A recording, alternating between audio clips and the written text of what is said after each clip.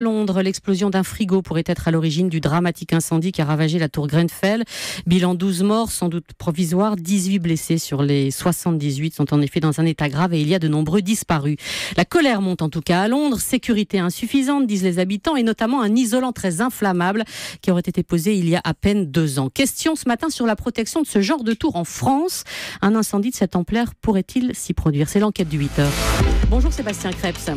Ces tours doivent suivre des normes de sécurité extrêmement strictes ici en France. Ah oui, en France, on les appelle les immeubles de grande hauteur dès qu'ils dépassent 50 mètres, c'est-à-dire à peu près 15 étages. Alors, première obligation, un PC de sécurité en bas de la tour avec des agents présents 24 heures sur 24. Exemple à Paris, dans le 13e arrondissement. Petit exercice hier après-midi. Vous avez les portes coupe-feu ascenseurs qui se ferment. Vous avez les moteurs des enfumages qui se mettent en route, soufflage plus extraction. On fait l'évacuation générale de l'étage. On a eu un cas il y a à peu près 2 ans, un appartement qui a bien brûlé. Ça ne s'est pas propagé ni à droite ni à gauche. Voilà, tout est très réglementé, détecteur de fumée, colonne d'eau réservée aux pompiers, 2 escaliers de secours au minimum.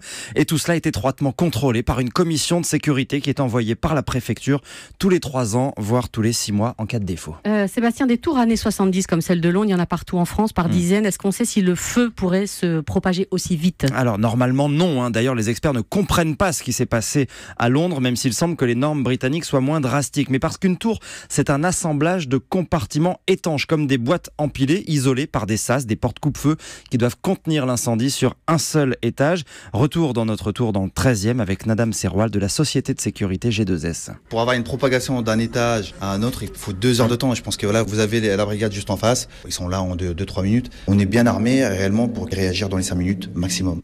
Bon, mais si l'immeuble n'est pas aux normes, Sébastien, qu'est-ce qui se passe? Alors, il peut y avoir des sanctions financières, voire pénales contre le bailleur, par exemple, et cela peut aller jusqu'à l'interdiction d'habiter l'immeuble. Mais en fait, souvent, les incendies les plus graves sont surtout dus à de mauvais comportements. Écoutez le lieutenant-colonel Gouéry, expert à la Fédération nationale des sapeurs-pompiers de France. La meilleure des portes coupe-feu, elle ne résiste plus si les gens la laissent ouverte, voire la bloquent ou la démontent. Les incivilités qui consistent à même voler les extincteurs peuvent conduire à des bilans graves en cas d'incendie.